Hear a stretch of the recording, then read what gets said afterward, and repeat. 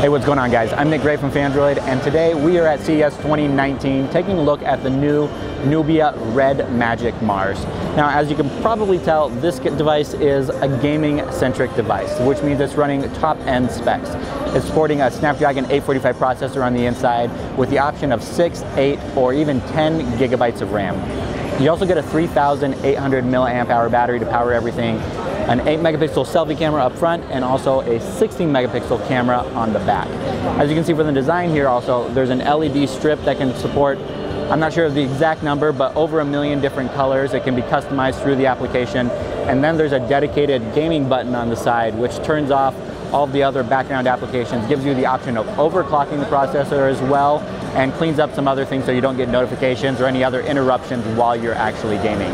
And then Nubia is also saying that this has air and liquid cooling on the inside. There's a little bit of a chamber on the inside allowing for air movement so that the processor can be cool, and also there's a vapor chamber in there which they're calling liquid cooling as well. The phone also has 2 capacitive trigger buttons on the side of the device that can be programmed for specific games. So like when you're playing PUBG, they can be used to zoom in, and the other one on the left hand side can be used as the trigger to pull the trigger to shoot your enemies as well. It doesn't have any functionality throughout the regular UI of the phone, not like HTC's squeeze functionality on its devices, but it's nice to see something different so that you don't have to always be pressing on the screen in order to shoot your enemies, things like that, while you're in gaming mode. The software you see on the phone here isn't finalized yet, and I've been told by Nubia reps and also ZTE reps earlier this week that the company is actually moving towards an implementation of stock Android, not completely stock, but with a lot less customizations than what they've had in the past. As you can see here, the notification bar is pretty close to stock already, but this is going to be cleaned up even more with the final version of the device. As far as performance go, I've tested this out for the last couple minutes, and it actually performs really well. They have PUBG loaded up here, no lag. Everything runs extremely well and fast, even with the network connection in here that's not that great.